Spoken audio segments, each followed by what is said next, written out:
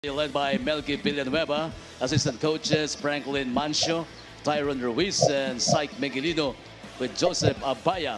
They will be in action later. Particularly si Mike Mabulak, kakagaling na injured to in the last game. No? Next 3 games ng Parañaque, they can play spoiler against Bataan, Quezon City, and Rizal. Franklin Mancio, Tyron Ruiz, Syke Miguelino, and Joseph Abaya. The team honors Jamal Bescara and Honorable Joan Villapuerte.